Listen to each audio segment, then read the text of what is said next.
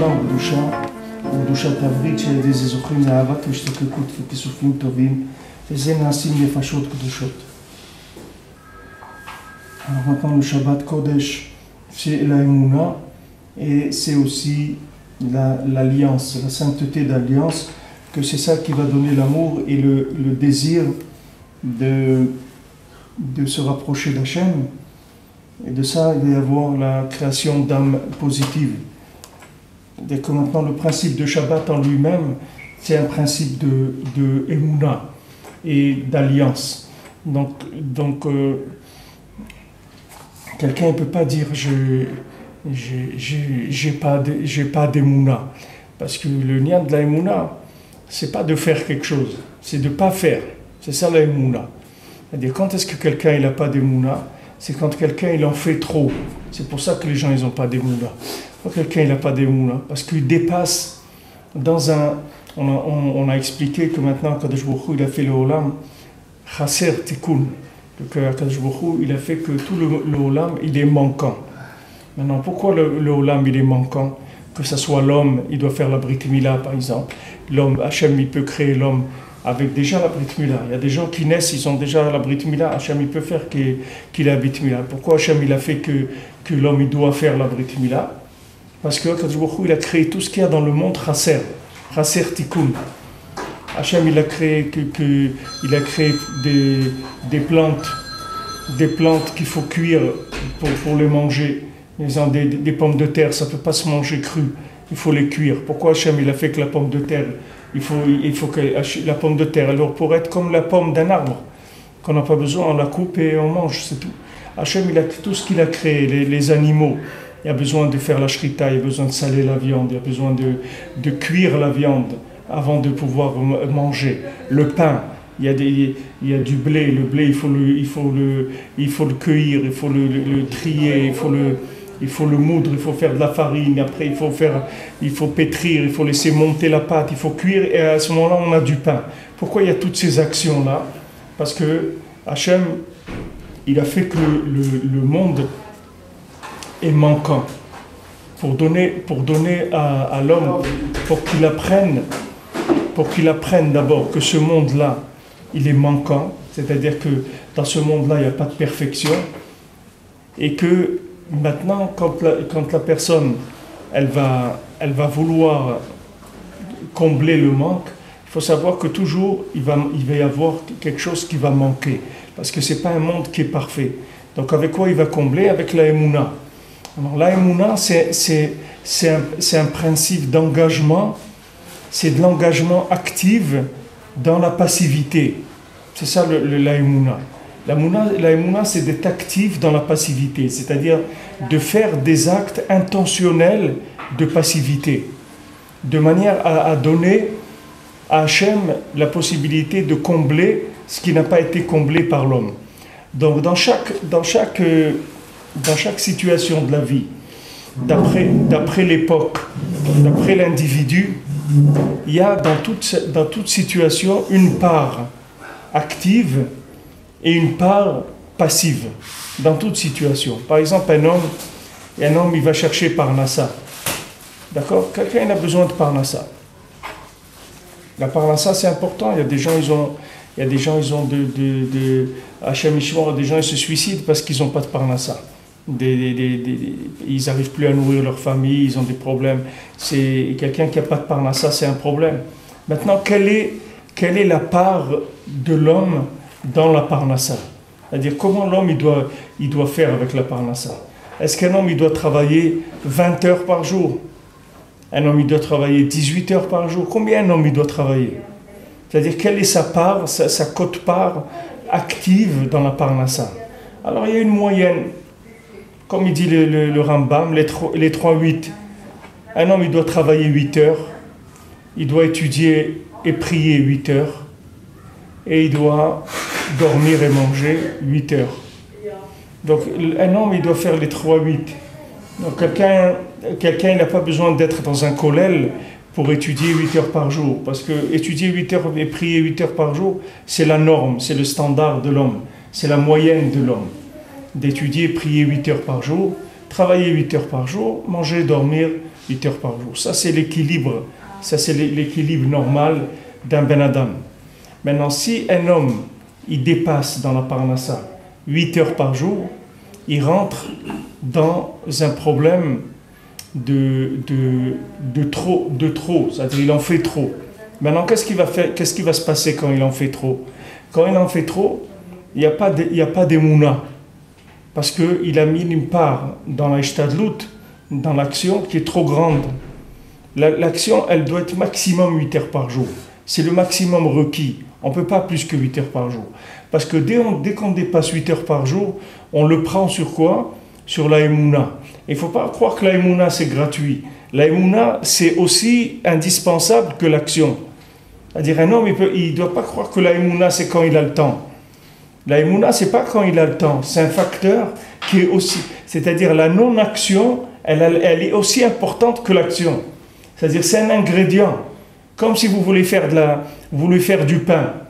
Quand vous faites du pain, vous allez pétrir le pain. Mais après, il faut qu'il monte le pain. Quand maintenant vous avez pétri le pain, après il faut que vous arrêtiez toute action dans le pain. Parce que si maintenant vous continuez à imaginer quelqu'un, il dit non, je veux continuer à pétrir. Ok, s'il continue à pétrir son pain, et il le met dans le four comme ça, il ne va pas cuire le pain. Il ne va pas sortir du pain. Parce que le pain, il a besoin d'une non-action pour terminer, pour qu'il soit prêt à cuire. Il faut qu'à un moment, on arrête l'action et on laisse les choses se faire. C'est-à-dire, à un moment, le pain, il va gonfler. Avec la levure, ça va faire gonfler le pain. Il y a de l'air qui va rentrer dans la pâte. Et c'est ça qui va faire que c'est du pain. Sinon, ce n'est pas du pain. Le pain, il se fait par la dernière action du pain, c'est la non-action. Alors maintenant, un homme, il veut faire du pain. À un moment, il doit savoir qu'il faut lâcher. Ça y est, il faut arrêter. Maintenant, dans toutes les situations de la vie, c'est comme ça. Dans tout. C'est-à-dire, il y a une part, dans toute chose, où il y a une non-action, que cette non-action, elle est indispensable pour que la chose elle se fasse. Autant que l'action, elle est indispensable, la non-action, elle est indispensable aussi. Parce que la non-action, c'est le Shabbat. Elle est où la limite dans la ishtadlut? Je vous dis, la ishtadlut, pour la parnassa, c'est 8 heures par jour. Mais est-ce qu'elle n'est pas variable en fonction des situations, des individus? Ça, c'est la moyenne. Ça, c'est la moyenne. Quelqu'un, il fait 1 heure de plus, 1 heure de moins, ça va. Mais si quelqu'un, il travaille 16 heures par jour, c'est pas bon. Donc celui qui étudie 16 heures par jour dans un collège, il manque de Mouna. Non, quelqu'un qui étudie, si c'est Torato ou Manuto, c'est-à-dire si c'est son métier, si c'est un Dayan, quelqu'un c'est un métier, c'est comme s'il était à l'université, c'est la même chose. C'est un métier, il apprend un métier. Donc pour apprendre un métier, il a besoin d'étudier 16 heures par jour, il n'y a pas de problème. Même 20 heures par jour, il n'y a pas de problème. Il est en train d'apprendre un métier. Mais quand quelqu'un, il fait quelque chose, une action pour la parnassa, si maintenant quelqu'un s'occupe du tzibour, un rav il s'occupe du tzibour, il n'y a pas d'heure, ni 8 heures, ni 10 heures, ni 15 heures. Ce qu'il y a à faire, il faut qu'il le fasse, il faut qu'il soit présent tout le temps que le tzibour a besoin de lui, tant qu'il a des forces qui tiennent debout, il doit faire ce qu'il y a à faire. Mais quand quelqu'un, il est mishtadel, lui, pour sa parnassa, il va travailler pour gagner sa vie, il est employé quelque part, ou il a une entreprise, ou il a un magasin, ou quelque chose. Il faut savoir que la non-action, que de fermer le magasin, c'est aussi important que de l'ouvrir. C'est pas que de l'ouvrir que ça apporte la parnassa. De le fermer aussi, ça amène la parnassa. C'est pas de l'ouvrir. C'est-à-dire, quand la personne, elle s'arrête, elle ferme son magasin Shabbat, c'est ça qui amène la parnassa. C'est de le fermer, le magasin. C'est pas de l'ouvrir. Les gens ils croient que s'ils ouvrent le magasin Shabbat, il va gagner plus. C'est pas vrai. Si quelqu'un il ferme le magasin Shabbat, c'est comme ça qu'il va gagner sa parnassa. C'est-à-dire que dans toute situation, il y a une présence shabbatique. Et cette présence shabbatique, elle est indispensable pour la complémentarité de l'action. Il y a une complémentarité. C'est comme si vous prenez un schéma, des schémas. Des schémas. Dans ce schéma-là, vous avez quote-part de l'action, quote-part de la non-action. Maintenant, la quote-part de la non-action, elle est aussi importante que l'action. Elle est même plus importante de l'action que l'action. Parce que l'obligation de ne pas faire, elle est plus grande que l'obligation de faire. C'est-à-dire que maintenant, quelqu'un, il a une obligation minatora de garder Shabbat. Si quelqu'un ne garde pas Shabbat, il n'est pas juif. Si quelqu'un ne garde pas le Shabbat, il n'est pas juif. C'est-à-dire que le Shabbat, c'est ça qui définit si quelqu'un il est juif ou pas. Si quelqu'un ne garde pas Shabbat, il est considéré comme un goy, pas comme un juif. Quelqu'un qui ne fait pas Shabbat, il n'est pas juif.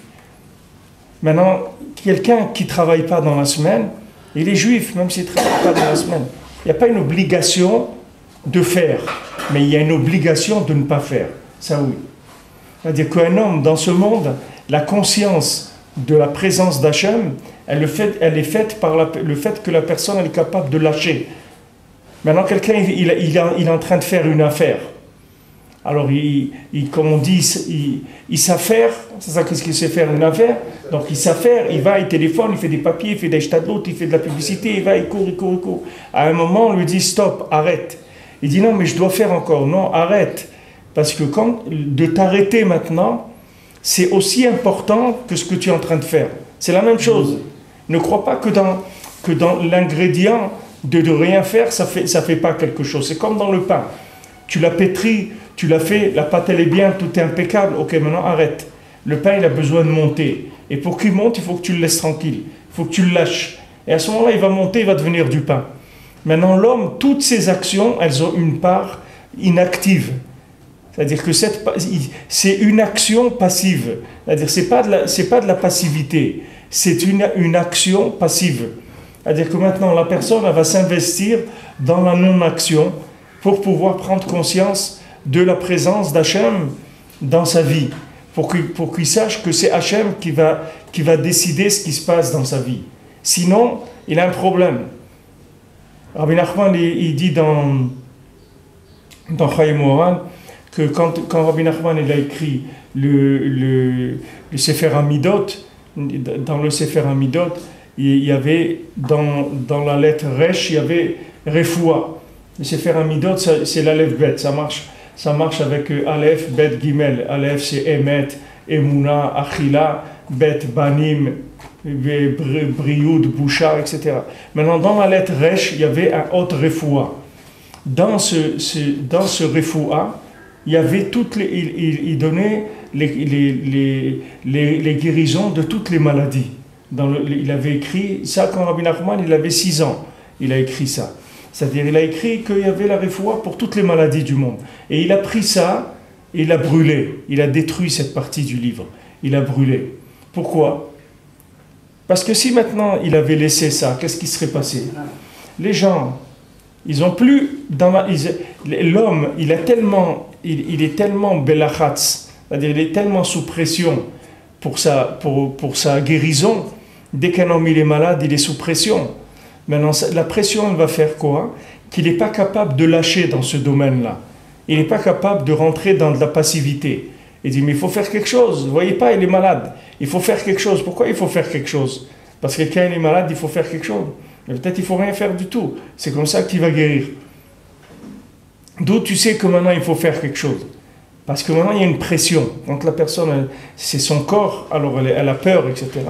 Donc, elle va aller directement régler le problème par les mains, par la ishtadlout, par l'action. Et maintenant, c'est le domaine dans lequel elle va laisser le moins de non-action. Parce que c'est quelque chose qui concerne son corps, sa vie, et la personne, elle a peur. Et donc là-dedans, vous allez voir que la personne, elle va agir au maximum. Alors, les tzadikim, comme Chizkiyahu HaMelech, il a enlevé le livre des Refoua, c'est-à-dire, il dit, parce que maintenant, l'homme, c'est quelqu'un que dans le domaine des soins, des médicaments, il n'est pas capable de lâcher un peu, c'est-à-dire de laisser une présence divine pour le soigner. Il faut savoir que c'est Hachem qui te soigne, de la même manière que c'est Hachem qui te donne la parnassa, c'est Hachem qui te donne tout. Il dit, oui, mais je travaille quand même 8 heures par jour. Ok, tu travailles que 8 heures, tu ne travailles pas 24 heures. Tu travailles 8 heures. Donc tu as 16 heures, c'est Hachem qui te donne pendant 16 heures. Le fait que tu ne travailles pas 16 heures, c'est ça qui fait que dans les 8 heures, tu as la bracha. Le fait que tu étudies pendant 8 heures et tu pries pendant 8 heures, c'est ça qui fait que tu as la bracha dans les 8 heures où tu vas travailler. Sinon, d'où va devenir ta bracha? La bénédiction, elle vient toujours dans la non-action, pas dans l'action. La bénédiction, c'est le résultat de la non-action. Parce que la bénédiction, c'est quelque chose qui rentre et qui va rendre l'action et le résultat de l'action exponentielle, qui n'a aucun rapport avec l'action elle-même. Quelqu'un il peut acheter une action en bourse, elle vaut un demi-dollar, après elle va valoir 7 dollars. Qu'est-ce qui a fait que d'un demi-dollar elle est passée à 7 dollars? Qu'est-ce qu'il a fait lui pour ça? Il a fait quelque chose? Il n'a rien fait du tout. Qu'est-ce qu'il a fait? C'est une bracha, c'est tout. Maintenant il avait investi 100 000 dollars. Alors il se trouve maintenant il a 14 000 dollars ou il a 1 400 000 dollars. En un jour, il a eu ça. Maintenant quelqu'un qui travaille 8 heures par jour à 5 dollars de l'heure, combien d'années il faut qu'il travaille pour gagner 1 million? Toute sa vie il va travailler pour les gagner. Maintenant quelqu'un n'a rien fait, l'action elle est passée d'un demi-dollar à 7 dollars. Comme ça, c'est pas lui, il n'a rien fait. C'est une bracha. Maintenant, dans tout ce que l'homme y fait, il y a un côté qui est la bracha. La bracha, elle vient quand on lâche. Tant que quelqu'un, il a les mains dans quelque chose, il n'y a pas de bracha. La bracha, elle vient quand on enlève les mains. C'est écrit que en bracha metsuya el al davar asamui mina ain. La bracha, elle se trouve que dans la chose qui est cachée de l'œil, que l'homme ne voit pas. Alors les gens ils interprètent ça, que quand on fait quelque chose et tout, il faut pas trop en parler et tout, que les gens ne mettent pas l'œil dessus, que la chose elle marche, il faut pas trop en parler. Ça c'est une interprétation à un niveau, mais il y a un autre niveau, c'est que la bracha elle vient dans ce que tu fais pas. Quelque chose qui est caché de l'œil, c'est-à-dire que là-dedans tu n'as rien fait. Toi tu as fait maintenant ce que tu avais à faire et le reste maintenant, tu le mets entre les mains d'Hachem, c'est lui qui va faire. Ça, c'est le principe de la Emouna, c'est le principe de Shabbat, c'est le principe de Tikkun Abrit. C'est-à-dire que dans chaque chose, il y a Emouna, il y a alliance. Qu'est-ce que c'est Emouna et alliance? C'est-à-dire qu'à un moment, je suis conscient que je suis ici lié à un créateur. Je ne suis pas tout seul ici. Je ne dois pas me débrouiller tout seul sur terre. Et je ne dois pas m'arranger tout seul. Il y a un ingrédient qui est indispensable, il s'appelle Shabbat. C'est-à-dire Shabbat, c'est la possibilité de grève, la possibilité de non-action. Donc il y a autant de nécessité dans une action de faire que de ne pas faire. Maintenant, la plupart des gens, ils vont vous dire il faut faire, il faut faire, il faut faire. Mais maintenant, quand vous leur dites qu'il ne faut pas faire pour que ça marche, alors là, les gens ne comprennent pas. Ils disent comment je ne vais pas faire et ça va marcher? Mais c'est sûr, c'est que quand tu ne fais pas, c'est là où ça marche le mieux. Tu regardes le Shabbat, ça s'appelle un jour de bracha, un jour de Kedusha, un jour de Simcha. Et qu'est-ce que tu fais ce jour-là? Tu fais rien. C'est comme ça que ça marche. C'est parce que tu fais rien qu'il y a ça. Parce que c'est un jour où on t'a enlevé la possibilité de faire. C'est pour ça que c'est un jour où il y a la bénédiction. Tandis que tant que tu fais et que tu ne laisses pas une place à la non-action, alors ton action elle n'est pas parfaite. Comme on a dit que tout se devient parfait avec la Emouna. C'est-à-dire dans chaque chose, il faut mettre la Emouna. J'ai dit, mais comment je vais faire? Mais comment je vais faire ça? Mais ça va. Tu as fait ta ishtadlut, calme-toi, ça y est, reste tranquille. Calme-toi, Hachem il va faire le reste. Toi tu fais ce que tu as à faire et Hachem il va faire le reste. Hachem il va faire le reste. Et Hachem lui, toi tu sais pas qu'est-ce qu'il va faire. Toi tu peux faire, tu es venu maintenant devant la mer Rouge. Alors là, tu es devant la mer Rouge, tu rentres dans la mer, c'est tout, tu ne t'occupes pas. Le reste, c'est pas. Hachem, il va ouvrir la mer, Hachem, il va faire ce qu'il a à faire. Toi, tu fais ta ishtadlut. Mais après, à un moment, il faut lâcher. Il faut absolument lâcher. Et c'est indispensable de lâcher. Parce que si on ne lâche pas, ça veut dire qu'on n'est pas que. C'est ça ce qui s'appelle Bgam Abrit. C'est-à-dire que quand est-ce que quelqu'un est pogam dans le Brit, il est pogam dans l'alliance, c'est quand quelqu'un il agit comme s'il n'était pas lié à Hachem. C'est ça le Bgam Abrit. Quelqu'un, il vient, il se fait du souci, il agit, il fait tout ce qu'il faut faire, il court tout le temps, etc., comme s'il était seul dans le monde. Mais tu n'es pas seul dans le monde.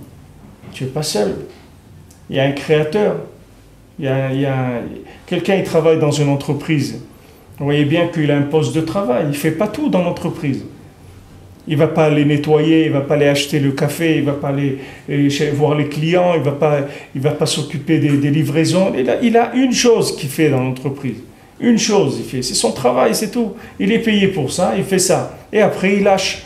Maintenant, les commandes, est-ce qu'elles ont été enregistrées comme il faut? Est-ce que les livraisons elles sont faites comme il faut? Est-ce que les chèques, ils sont parvenus? Tout ça, c'est pas son domaine. Il sait même pas, lui, ce qui se passe. Il fait son travail, il s'en va, il rentre chez lui, c'est tout. Il lâche le reste, il s'en occupe pas.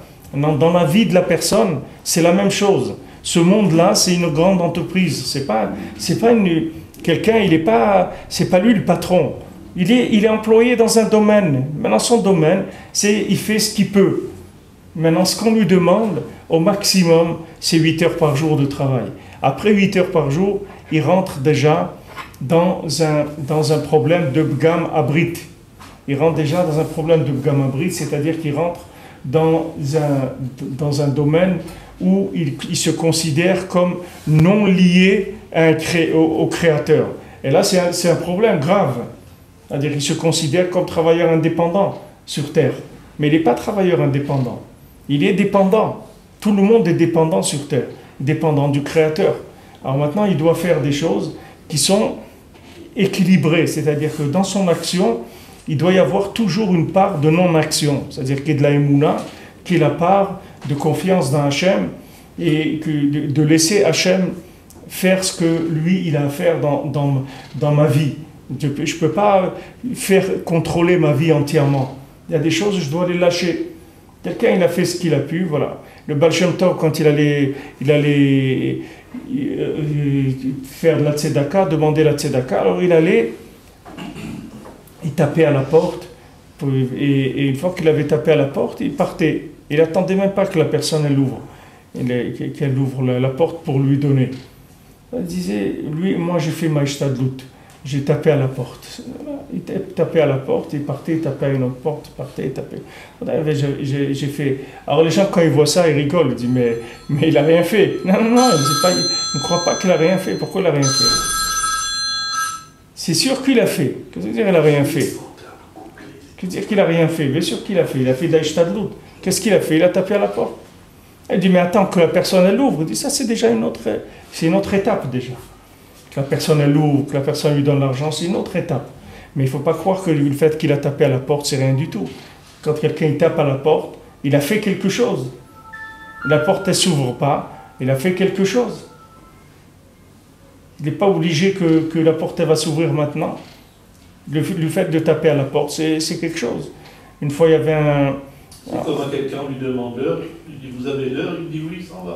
Voilà. Il ne donne pas l'heure, mais il dit oui, il s'en va. Ouais. Il a demandé. Non, mais c'est peut-être que maintenant, quand il va finir ça, il va voir une montre à côté qui lui donne l'heure, alors que s'il n'avait pas fait ça, il n'aurait pas vu cette montre-là. Il y a des choses qui se trouvent dans le monde. Une fois que tu as fait ta part d'action, il faut savoir qu'il y a une part de non-action qui est indispensable pour la réussite de l'action. Et que la part de non-action, elle est plus importante que l'action. Parce que l'action, t'es pas obligé minatora de l'action. Mais de la non-action, tu es obligé minatora. Le Shabbat, si quelqu'un ne fait pas Shabbat, il n'est pas un juif. Mais si quelqu'un ne travaille pas dans la semaine, il est juif quand même s'il ne travaille pas. Mais si quelqu'un ne fait pas Shabbat, il est plus juif.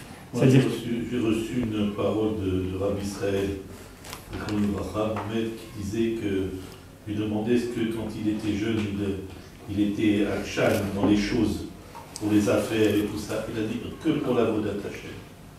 Et chaque fois que je me trouve dans une situation, on me demande d'insister pour une affaire, ben j'insiste pas parce que j'ai fait ce qu'il fallait faire, ça et stop. Bien sûr, à un moment, l'insistance, elle détruit la chose. Et la personne, elle ne comprend pas. Hachem, il veut l'aider, mais il ne peut pas l'aider, il ne le laisse pas rentrer. Il ne le laisse pas participer à l'action. Pourquoi? Parce qu'il a un degré d'insistance dans l'action qui va au-delà de ce que l'action elle demande. L'action, elle a une limite. Chaque chose a une limite. Quelqu'un, il va semer, par exemple. Combien il va semer? Combien il va mettre au mètre carré de graines? Quelqu'un, il croit parce qu'il va mettre 10 000 graines au mètre carré, il va lui poser une tonne de blé au mètre carré? Pas du tout. La terre, il y a des proportions.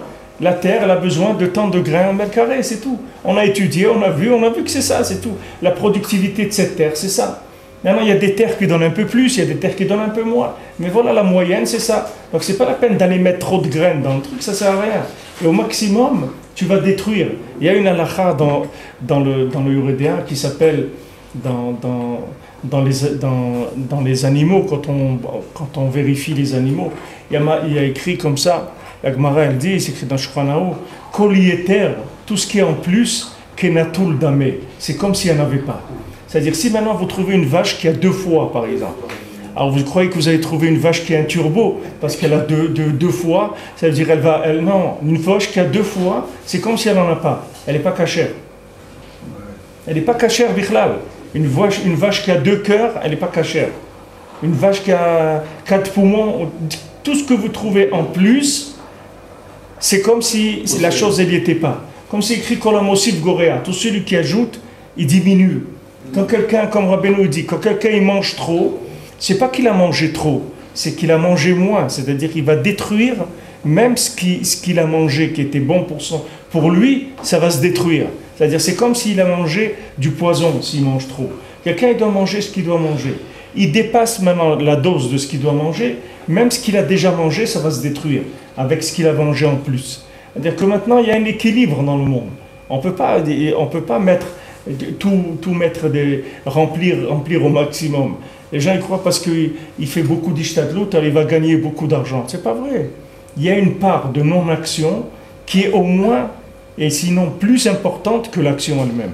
Et c'est là où il y a la Emouna, et c'est ça qui s'appelle Emouna, et c'est ça qui s'appelle Tikkun Abrit, et c'est ça qui s'appelle Tal Orot, c'est ça les 39 lumières. Si quelqu'un il rentre dans Tal Orot, c'est des 39 lumières. C'est le contraire des Lamed Tet Melachot, des 39 travaux. C'est-à-dire il y a un adoucissement des 39 travaux. Toute la facilité de la Parnassa, elle vient du fait d'avoir la possibilité de lâcher. De lâcher. Maintenant, même dans la semaine, quand quelqu'un est fini de travailler, il doit lâcher son travail. C'est-à-dire qu'il ne doit plus y penser du tout, ça ne doit plus exister dans sa vie. Quelqu'un, il a accordé à la Parnassa 7 heures, 8 heures, c'est tout. Il ne faut pas que ça déborde dans sa vie. Après, il doit aller étudier, prier, s'occuper de sa famille, etc., se reposer, se nourrir. Il y a beaucoup de choses que l'homme il doit faire.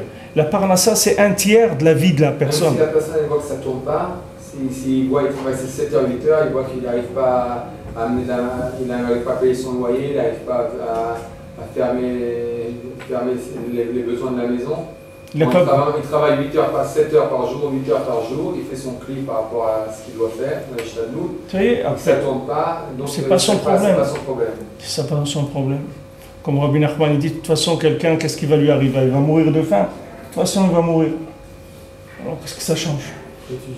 Si maintenant quelqu'un y croit. Il peut rentrer, peut-être ça va le faire rentrer dans la tzvout, ça va le faire rentrer dans le. Il va dans l'angoisse. Le fait qu'il va être angoissé. Parce que le fait qu'il va rentrer dans la tzvout, peut-être c'est vaut mieux pour lui qu'il travaille plus. Mais non, c'est vaut mieux qu'il s'il rentre dans la tristesse, c'est parce qu'il a de la kfira, parce que c'est de la vodazara, c'est pour ça qu'il est triste. C'est où ça, où il a même pas. Pas du tout, pourquoi où ça? Il n'y a pas où ça. C'est quelqu'un qui a maintenant la maison, les enfants, la femme, tout ça, et d'un coup, il n'arrive pas à payer ce qu'il doit payer. Mais c'est un homme. Il est obligé d'être. Alors peut-être c'est ce travail-là qui n'est pas bien, qui doit chercher un autre travail. Il ne sait pas. Il doit prier, demander à Kadosh Baruch Hu, dire regarde, moi, je fais ce que je dois faire. Quelqu'un qui travaille 8 heures par jour, on ne peut pas lui dire qu'il n'a pas fait ce qu'il faut pour la Parnassa. Il a fait ce qu'il faut. Maintenant, si quelqu'un ne travaille pas, on peut lui reprocher, on lui dit regarde, on voulait te donner Parnassa, mais tu ne fais pas de récipient. On n'a pas te donner ta Parnassa. Maintenant, quelqu'un il fait 8 heures par jour de travail. Il a fait un récipient. Maintenant, il faut vérifier si ce récipient il est valable. Peut-être il y a des récipients qui ne sont pas valables. Si quelqu'un il fabrique un objet qui est invendable de nos jours, qui ne se consomme pas, alors il a un problème. Il faut qu'il fasse quelque chose que de ça, on peut avoir Parnassa. Rovot Alvavot, il dit de tout travail, on peut devenir riche. Tout travail, n'importe quel travail peut rendre quelqu'un riche. Un cordonnier peut devenir riche, un boulanger peut devenir riche, un boucher peut devenir riche. N'importe quel métier, on peut devenir riche.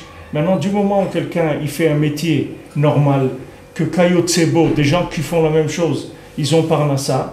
Donc c'est ça son mazal, c'est tout. Lui, il a 8 heures par jour, il travaille. Maintenant, il n'a pas de Parnassa. Il doit demander à Kadosh Baruch Hu qu'il donne la bracha dans Maaseh Yadav, qu'il fasse mieux Shabbat, qu'il s'investisse plus dans le Shabbat. Ça va lui de la bracha dans la Parnassa. Mais il n'y a pas à aller au-delà de ça, Parce qu'aller au-delà de ça, ça va déséquilibrer tout le système de la personne. Parce que dans la personne, il y a besoin, pour être équilibré, il y a besoin de lâcher. Tu vois, quand tu marches, tu lâches une jambe, sinon tu ne peux pas marcher. Sinon tu sautes, tu ne marches pas. Tu es obligé de lâcher une jambe quand tu marches. Tu poses une jambe, tu lâches une autre. Tu poses une jambe, tu lâches. C'est comme ça que tu marches. Toute la vie, elle est comme ça. Toute évolution se fait comme ça. C'est-à-dire que maintenant, il y a une partie qui est une partie d'action, il y a une partie qui est la non-action. Et la non-action, elle est aussi importante que l'action. Il ne faut pas croire que c'est moins parce que je fais pas. Au contraire, tu vois, d'après ce que je vous ai rapporté que Chizkiyahu Ameler ou de Rabbi Nachman dans le Haute Refoua, que des tzadikim, ils ont enlevé la possibilité de se soigner pour que les gens ils puissent avoir la possibilité du risque dans les soins. C'est-à-dire de ne pas être sûr que ça va marcher. D'avoir une part où la personne elle est en doute et elle va prier, elle va faire tchouva, elle va demander à Kadosh Baruch Hu, elle va mettre de la émouna dans ça. Mais si vous donnez à quelqu'un qui fait comme ça, cash and carry, prends, tac, paye et prends. Quelqu'un il vient, j'ai mal à la tête, mais c'est rien. Qu'est-ce que c'est les publicités? Tu as mal à la tête, mais c'est rien, prends Aspro. Tu as mal à la tête, tu as mal au ventre, mais c'est rien, prends ça. Tu as la grippe, mais c'est rien, prends ça. Tu as les trucs, alors tout c'est rien, c'est rien, c'est rien, c'est rien. Alors après, qu'est-ce qui va se passer? Qu'est-ce qui va se passer? Si la personne tout le temps, elle dit non, moi je m'arrange, je n'ai pas besoin d'Hachem. Moi, toute ma vie, elle est réglée, moi je maîtrise les choses. Alors qu'est-ce qui va se passer? Elle s'est déséquilibrée complètement. Elle devient pire qu'un animal. Parce qu'elle a lâché sa dépendance d'Hachem. Donc du moment où elle a lâché la dépendance d'Hachem, sa vie ne sert plus à révéler Dieu dans le monde. Donc ça s'appelle Pogem dans le Brit, Pogem dans la Emouna, Pogem dans l'Alliance. Il n'y a plus de part à la divinité dans sa vie. La vie elle est plus intéressante, c'est fini. Si maintenant quelqu'un il a tout réglé, il a tout maîtrisé, tout tourne, tout baigne dans l'huile et tout est réglé, tout est je gère, je maîtrise, je contrôle. Alors où il est Kadosh Baruch Hu dans cette vie-là? Il n'est pas là. On a besoin qu'il y ait Hachem dans notre vie. Hachem il a créé un monde de manque. Et ce manque-là, l'homme il doit le combler avec la Emouna. Tout manque doit être comblé avec la Emouna. Oui, M. Cohen. J'ai lu comme ça. Hachem, il prend comme une louange le silence du Ben Adam. Oui. Donc, silence, c'est, on va dire, non-action. Quelque part, ça va beaucoup. Enfin, je pense que ça va beaucoup plus loin.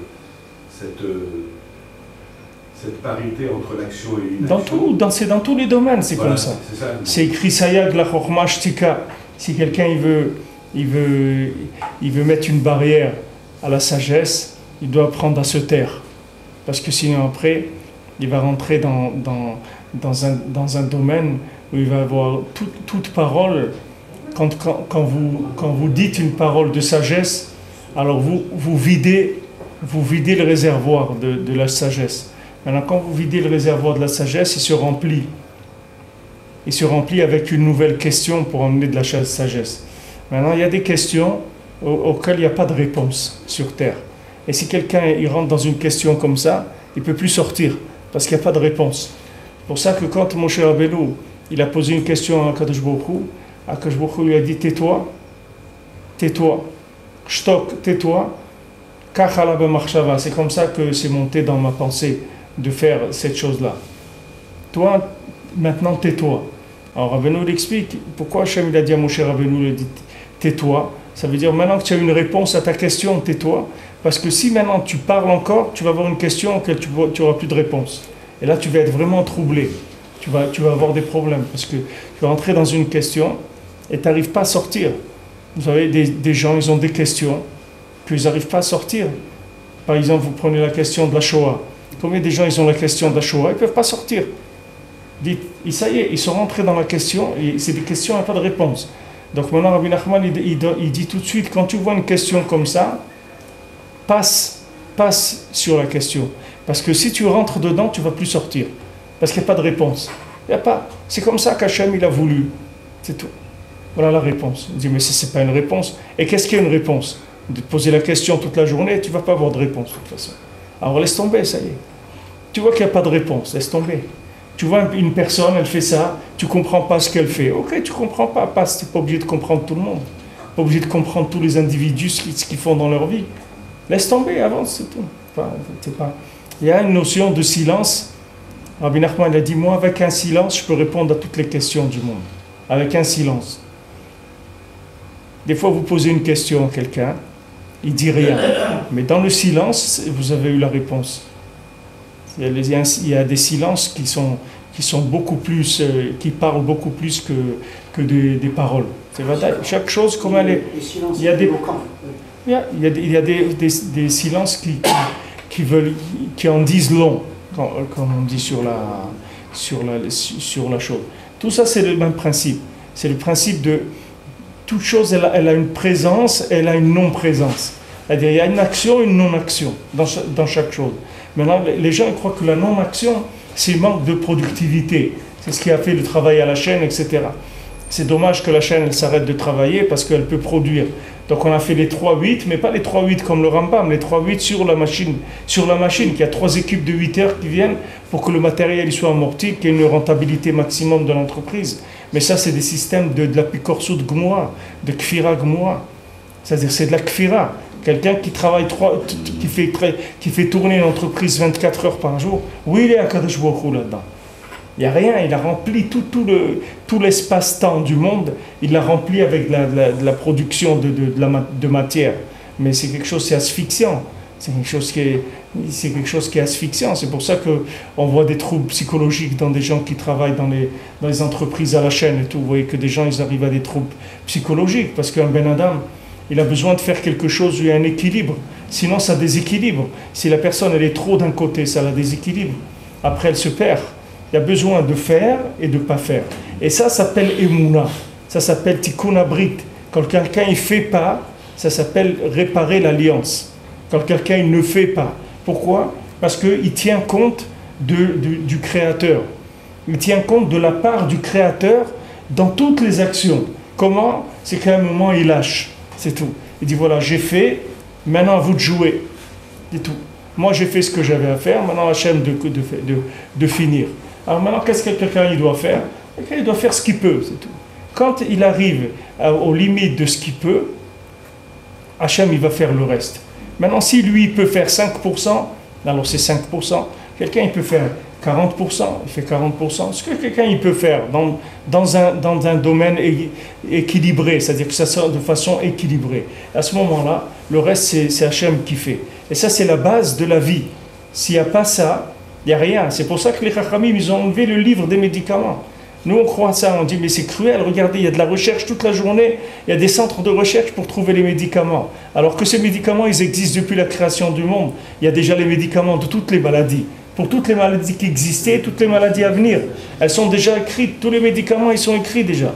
Les tzadikim, ils avaient ça en main, des choses écrites où il y a tous les médicaments à toutes les maladies. Pourquoi ils ont enlevé ça? Ils ont enlevé ça pour que l'homme, il laisse part à Hachem dans sa vie.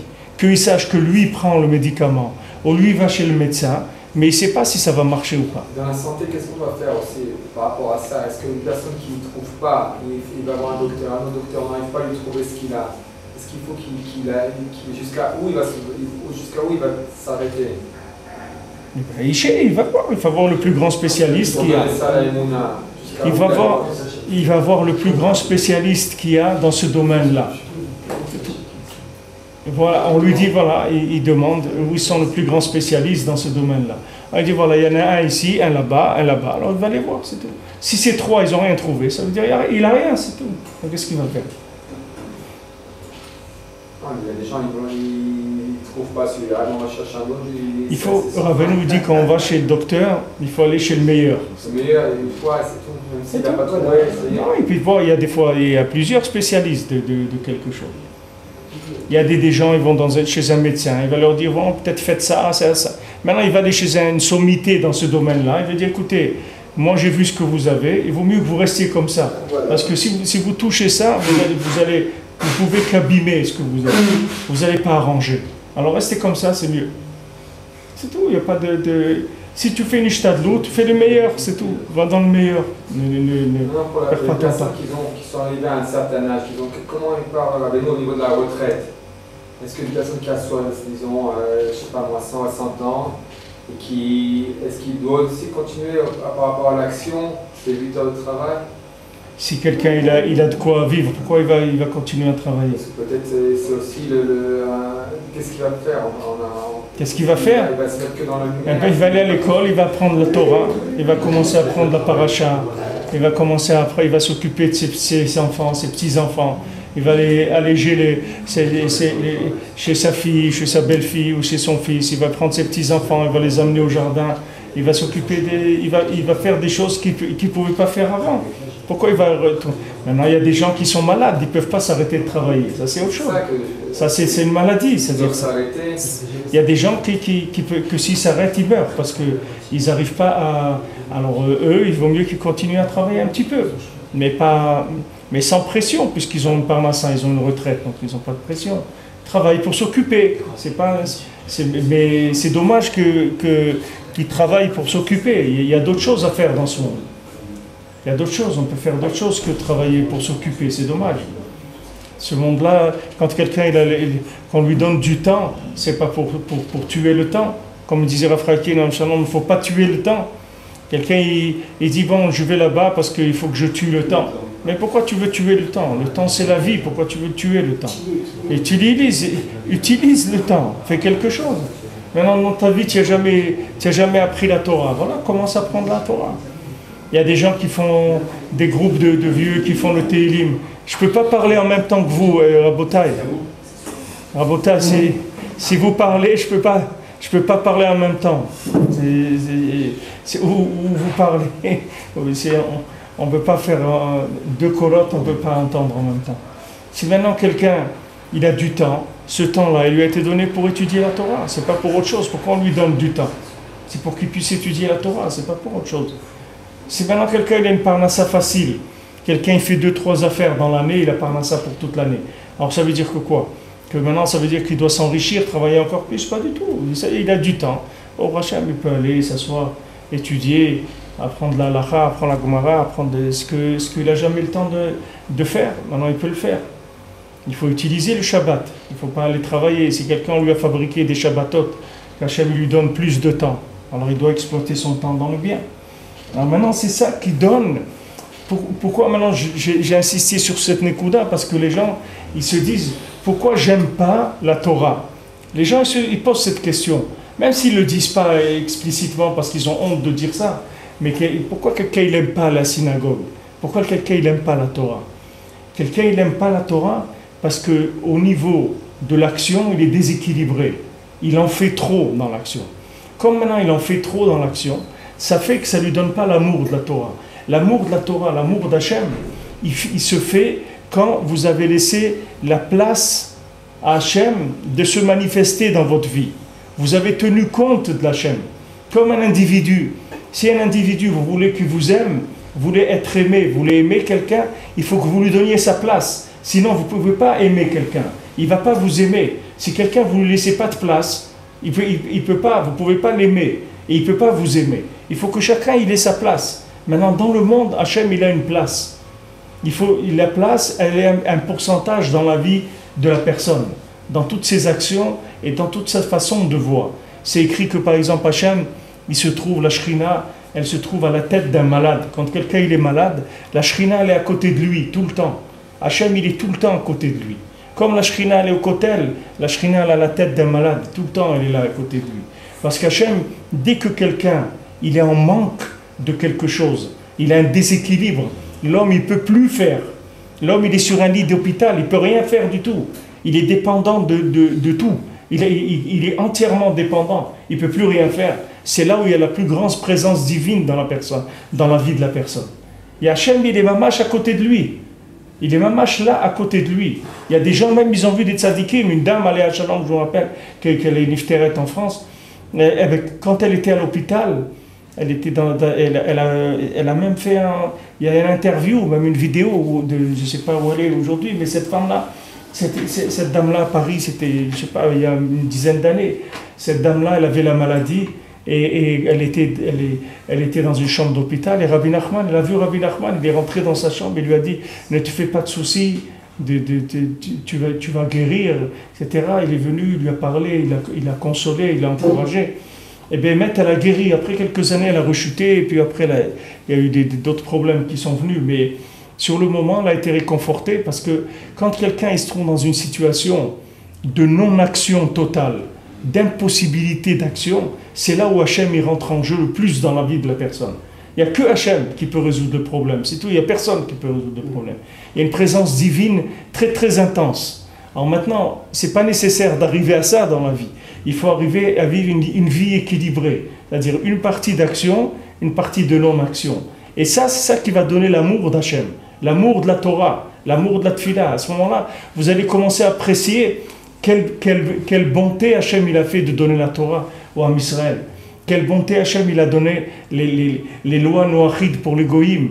Que Hachem il a donné, il a dit voilà, ça il faut faire, ça il ne faut pas faire. Ça ils avaient le droit de manger, ça ils n'avaient pas le droit de manger pour tout le monde. C'est un chesed qu'Hachem il a fait, qu'il a révélé des lois, des règles de vie pour le bien-être de l'homme uniquement. C'est pas qu'Hachem il va empêcher les gens de manger des animaux vivants ou des choses comme ça. Mais Hachem il a dit voilà, regarde comment toi tu fonctionnes.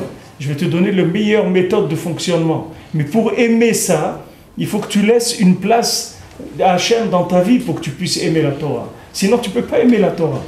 Si tout tu le règles toi-même, tu as tout entre tes mains, tu ne peux pas aimer la Torah. Parce que la place de la Torah, elle vient dans le vide que tu laisses. C'est-à-dire la part que tu laisses à Hachem dans ta vie, c'est là où il va y avoir la manifestation d'Hachem, et c'est là où il y a un potentiel, une possibilité d'aimer, d'avoir des retsonantes et des kisufim de Gdusha, d'aimer Akadosh Baruch Hu, d'aimer la Torah. C'est dans le Shabbat que tu vas réaliser ça. Quand tu vas lâcher, c'est là où l'amour il va venir. L'amour de la Torah, l'amour de la Tfila, l'amour du Ham Israël, hein, l'amour d'Akadosh Baruch Hu. C'est la même chose. Pour aimer le Ham Israël, il faut que tu lâches. Si maintenant tu crois que tout le monde doit penser comme toi, parce que toi tu es de gauche, ou tu es de droite, ou tu es debout, ou tu es couché, ou ce que tu as, alors tu crois que tout le monde doit être comme toi. Pas du tout. Il y a des gens qui pensent comme ça, il y a des gens qui pensent comme ça. Il y a des gens qui pensent qu'il ne faut pas travailler le dimanche. Maintenant, il y a des gens comme ça, ils ont envie de ressembler aux nations. Nous, Yom Rishon, on travaille, ça s'appelle le premier jour de la semaine. Il y a des gens qui veulent arrêter le vendredi, ils veulent arrêter le Shabbat, ils veulent arrêter le dimanche. Qu'est-ce que tu vas faire? Qu'est-ce que tu as à faire pendant ces jours-là? Qu'est-ce que tu as à faire? Tu as quelque chose, c'est un programme. Si maintenant tu as un programme éducatif, quelque chose pour avancer les gens, tu dis voilà, on va faire le dimanche, c'est un jour, on va établir un jour de Torah pour tout le monde.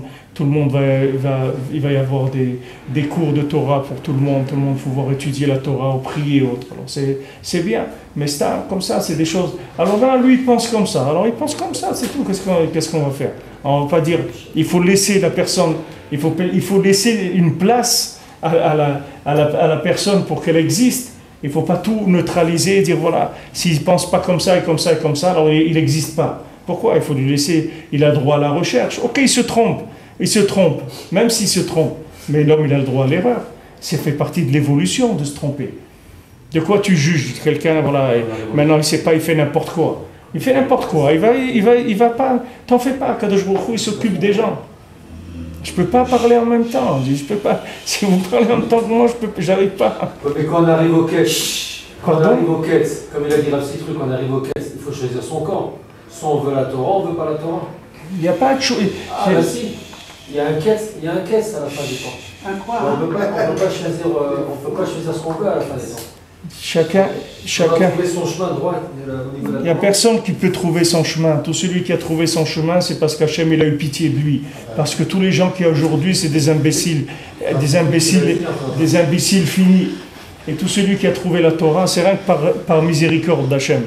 Donc il n'y a personne qui a un choix à faire. La seule chose qu'il y a, c'est que si quelqu'un il est dans la Torah, il faut qu'il prie pour les autres, qu'eux aussi ils aient le mérite, que Hachem il les éclaire comme il l'a éclairé à lui. Mais il n'y a personne qui peut endosser la responsabilité de son choix de la Torah. Parce qu'aujourd'hui, il n'y a que des idiots sur Terre, c'est tout ce qu'il y a. 80% aujourd'hui, ils ont dit qu'ils veulent faire le Shabbat. Ils veulent plus le Shabbat, ils roulent les autobus, tout ça. 80%. Ici, il y a un patron en Eretz Israël. Il y a eu un monsieur qui s'appelait Yitzhak Rabin, Quand Kadosh Baruch Hu, il a dit c'est terminé, ça c'est terminé. Il y a un monsieur qui s'appelait Arik Sharon. Quand Hachem il a dit c'est terminé, ça se termine. Ne croyez pas qu'ici on n'est pas en liberté. Il y a un patron. Et quand le patron il décide, ça se termine. Quelqu'un il peut jouer tant qu'il joue. Et à un moment, quand le patron il décide c'est terminé, c'est tout. Ne croyez pas, on n'est pas à Baruch Hashem. Il n'y a personne qui peut rien faire en Eretz Israël. Vous ne faites pas de soucis. Et je vous conseille de ne pas écouter les informations, ça ne sert à rien. Parce qu'ici, il n'y a personne qui peut rien faire. C'est-à-dire que quelqu'un il a une marge de manœuvre comme un enfant dans son petit jeu, dans la cour de récréation, à la maternelle, où il fait des châteaux de sable. Pour l'instant, lui, quand il fait des châteaux de sable, il croit qu'il a construit la tour Eiffel. Pas grave, laissez-le. Mais il y a quelqu'un qui décide pour tout le monde. Rabbi Pinto, une fois dans un cours, il a dit regardez ce qui se passe dans le monde. Il a dit écoutez les informations, ce qui se passe dans le monde. Et ça donne à réfléchir, hein. C'est ça qu'il voulait dire. À réfléchir sur quoi? Qu'est-ce que vous pouvez faire, vous? Il y a un caisse. D'accord. Il y a un caisse. Qu'est-ce que vous pouvez faire? Ah, moi je fais rien, moi. Alors si vous ne pourrez rien faire, c'est pas la peine d'écouter, vous ne pourrez rien faire. Si Obama maintenant il a décidé que les fusils 22 longs rifles, il va les vendre moins cher, vous pouvez faire quelque chose, vous? Restez chez vous, c'est tout. Prenez un Télim, prenez un Gemara, prenez quelque chose. Ça vous pouvez faire. Mais écoutez les informations, ça ne sert à rien. Ah si, parce qu'on voit ce qui se passe dans le monde. Et dans le monde à quoi ça vous sert de savoir ce qui se passe dans le monde? Ça veut dire que quand ce qui se passe dans le monde, les catastrophes qu'il y a dans le monde, c'est-à-dire que maintenant il faut se réveiller. Ah oui, et quand vous dites, et vous vous réveillez quand il y a ça? Ah bah moi j'essaie, Vous essayez? Moi je fais Shabbat et j'essaie d'étudier. Bon, prochain, mais faire Shabbat et étudier, c'est pas se réveiller. Ça, c'est l'obligation de chaque juif. Se réveiller, c'est autre chose. C'est pas ça. Faire Shabbat, ça s'appelle pas se réveiller. C'est Shabbat, c'est l'affaire la halakha. C'est pas ça, se réveiller. Réveiller, c'est après ça. Ne croyez pas que d'écouter les informations. Les tzadikim, ils ont besoin d'écouter les informations. Mais des gens comme nous halvaï, qu'on devienne des vaches et qu'on fonctionne. Mais je ne peux pas parler en même temps que vous. Vous parlez en même temps. Si vous voulez parler, je vous laisse. Dites ce que vous avez à dire, on continue. Ce que je vous disais, Shabbat, c'est bien marqué dans la Gemara que ça protège de la Mashiach. Alors, c'est important. Shabbat, c'est important. C'est pas que c'est important, c'est obligatoire. Ah oui, pour tout le monde. Alors, qu'est-ce que ça veut dire c'est important? C'est obligatoire. Si quelqu'un qui garde pas Shabbat, il n'est pas juif. C'est pas que c'est important, c'est obligatoire. Il y a des choses qui sont importantes, par exemple donner la tzedaka, mais c'est pas obligatoire. Mais Shabbat, c'est obligatoire. C'est pas que ce soit important ou pas important, c'est une obligation. Les choses, il faut les classer. Il faut les mettre, chaque chose elle a sa place. Qu'est-ce que vous voulez dire, M. Cohen? J'ose. Est-ce qu'il est possible de mettre en parallèle par rapport à l'action et la non-action, Naaseh et Nishma? Naaseh, c'est bien l'action. Hein? Naaseh, oui, c'est l'action. Ben, il y a une action qui est faite sans compréhension. Et il y a une action qui se fait avec compréhension. C'est-à-dire que maintenant, ce que vous avez arrivé à faire, ça s'appelle Naaseh. C'est-à-dire que ce que vous avez assez compris pour faire, ou assez eu la émouna pour faire, ça s'appelle Naaseh. Et Nishma, c'est ce que vous n'arrivez pas à faire pour l'instant. Ça s'appelle du Nishma. C'est-à-dire que c'est quelque chose que vous avez besoin d'entendre encore des choses pour démarrer. Vous n'avez pas pu encore. C'est le chok. Hein? C'est le chok. Non, c'est pas un nian de chok, c'est un nian de maturité. C'est-à-dire il y a des choses que même si vous les savez des années, vous n'arrivez pas à les faire. Et d'un coup, après, vous arrivez à le faire. Pourtant, vous saviez qu'il fallait faire ça. Vous n'arrivez pas à le faire. Il y a une maturité. Vous avez parlé d'Emouna. Oui. On laisse beaucoup de place dans une action en l'amalgamant avec la Emouna. Quelque part, la Torah, c'est la Emouna aussi. Ce qui voudrait dire que Naaseh, oui, je fais. Et ensuite, j'arrête. Nishma, c'est-à-dire je fais une pause dans mon action afin de laisser les choses faire en me dirigeant bien entendu vers la Emouna ou vers la Torah. C'est pour pouvoir, si vous voulez, le parti de Nishma de la Torah, c'est pour pouvoir évoluer. Sinon il n'y a pas d'évolution possible. Si vous êtes que dans le Naaseh, à un moment, ça y est, vous passez dans le vieillissement, parce qu'il n'y a plus d'alimentation. Le Nishma, c'est l'ouverture, si vous voulez, à l'évolution en permanence. Il faut entendre. Il faut avoir une oreille qui est attentive à de la remise en question, à du progrès, etc. Et le naasé, c'est ce que vous devez faire chaque jour. Mais ce que vous devez faire, ça doit toujours être ouvert sur quelque chose qui se renouvelle. Ça, c'est le principe de la Emouna, c'est de ce qu'on est en train de dire ici. C'est-à-dire que quand vous arrêtez de faire, c'est pour permettre à Hachem de rentrer dans votre vie et de vous donner une ouverture pour quelque chose qui va vous amener à progresser. Sinon, vous asphyxiez, l'action elle-même, elle asphyxie la personne. Elle tourne en rond après, s'il n'y a pas une ouverture. Mais le chidouche qu'il amène Rabbeinu ici, c'est quelque chose que, si vous attrapez ça, ça aide énormément, c'est de savoir que l'alliance, la Emouna, elle vient de la non-action. C'est là où ça s'appelle l'alliance. L'alliance, c'est quand vous ne pourrez rien faire. Le domaine où vous ne faites rien. C'est là où vous prouvez que vous êtes lié à Hachem. Sinon, quoi vous prouvez que vous êtes lié à Hachem? Si vous contrôlez tout, vous prenez 100% des parts de la société, où il est Hachem? Vous prenez 51%. Vous voulez être majoritaire, prenez 51%. Normalement, vous devez faire 50-50. Maintenant, vous avez besoin de vous sentir majoritaire, ok, prenez 51. Mais laissez-lui 49.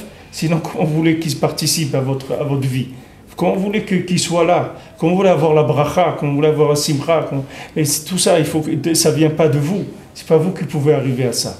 Donc si vous voulez que la chose elle rentre dans une dimension, qui est une dimension infinie, il faut laisser une part à l'infini. Plus vous laissez la quote-part. Et les tzadikim, ils laissent tout à Hachem, ils lui donnent 100% des parts. Les tzadikim, ils n'ont rien. Eux, ils n'ont rien. Ils donnent tout à Hachem. Toute leur vie, ils la donnent à Hachem. Ils font rien avec les mains. Rien. Même des choses, c'est écrit pour Moshe Rabbeinu, même des niveaux auxquels Moshe Rabbeinu il pouvait arriver tout seul, il a rien fait pour laisser Hachem le faire arriver à ça. Il ne voulait pas arriver de par lui-même. N'importe quelle chose qu'il faisait, il voulait que Hachem qui fasse ça. Et Rabbi Nathan, l'élève de Rabbi Nachman, c'était comme ça. Rabbi Nathan, il faisait rien de par lui-même, tout que par la prière, c'est tout. Il faisait rien avec les mains, rien du tout, tout avec la prière, parce qu'il voulait il voulait donner 100% des parts à Kadosh Baruch Hu, c'est tout. Tout avec la prière, les médicaments avec la prière. Jamais Rabbi Nathan il a été chez le médecin, jamais il a pris des médicaments, jamais il a donné des médicaments à ses enfants et à sa femme, jamais. Jamais il a touché ça, parce que c'était un homme qui était à un niveau d'Emouna. Nous, on ne doit pas faire ça, parce qu'on n'a pas ce niveau d'Emouna. Mais lui, il faisait rien avec les mains, rien du tout. Tout avec la prière. Il avait des ennemis qui voulaient le tuer, il faisait rien du tout, que prier, c'est tout. Maintenant, on lui a dit, attendez, mais c'est écrit dans le Shulchan Aruch, quelqu'un vient pour te tuer, tu dois te défendre. Et il dit, non, moi, c'est que avec la prière, c'est tout. Moi, je ne ferai rien avec les mains. Et alors, il avait des élèves qui étaient influents. On dit voilà, on va prendre tes ennemis, on va juste les mettre à la frontière, on ne leur fait pas de mal, on les expulse du pays. Et il dit non, je veux rien du tout qu'on fasse avec les mains, que avec la prière, c'est tout. Rabbi Nathan, il était à un niveau, comme Rabbi nous dit, il était au ches bedvar Hashem, c'est-à-dire qu'il avait le secret de la parole d'Hachem. Quand quelqu'un, plus vous lâchez, plus vous rentrez dans le monde de la parole créatrice, c'est-à-dire votre parole, elle a du poids parce que vous lâchez. Mais si vous ne lâchez pas, votre parole n'a aucun poids du tout. Si vous utilisez que les mains dans votre vie, votre parole n'a aucune valeur du tout. Elle n'a pas de puissance, il n'y a rien derrière.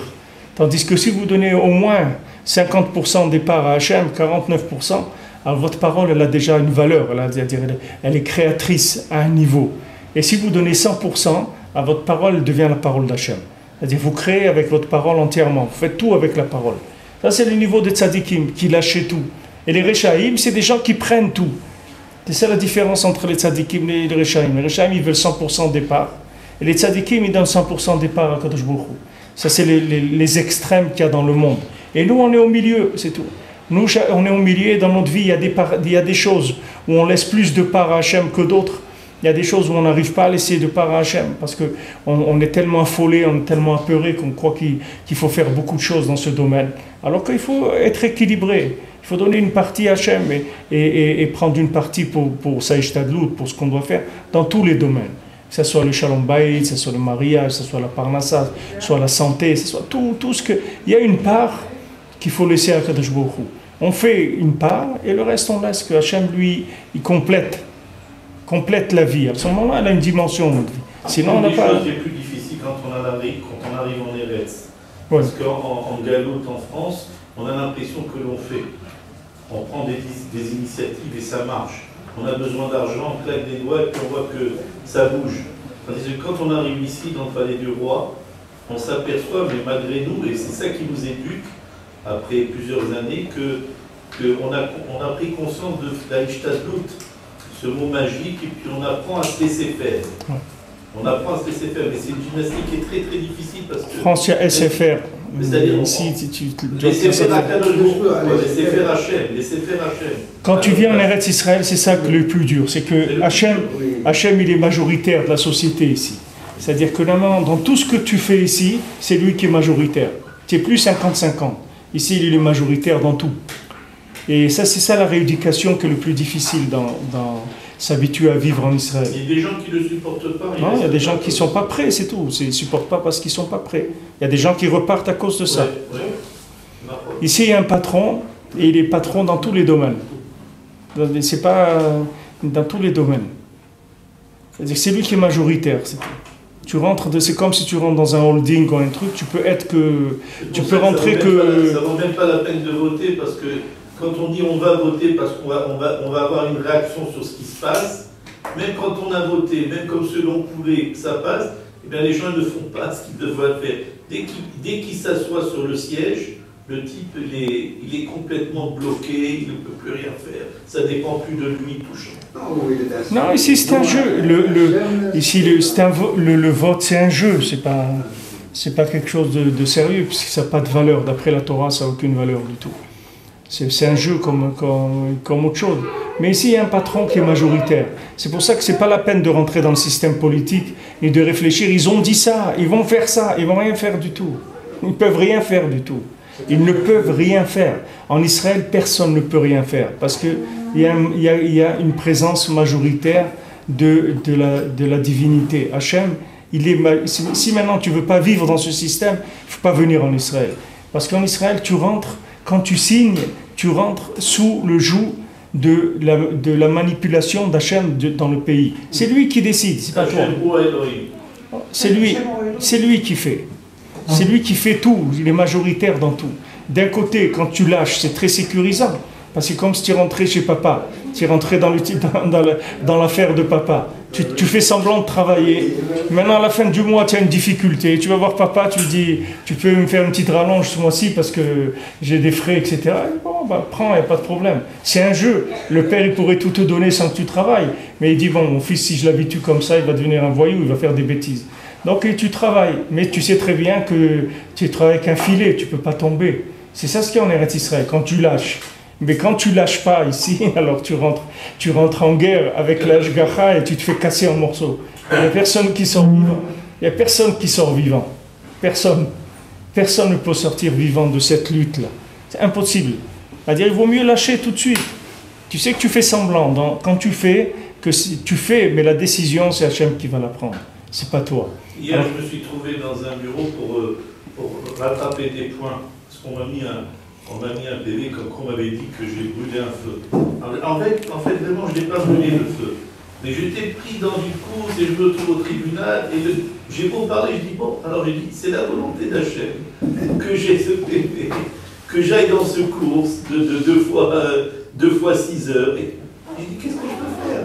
C'est une volonté, ça a été programmé comme ça. Ça ne sert à rien. Non, tu dois te soumettre, tu ne peux rien faire d'autre. Si tu peux que te soumettre.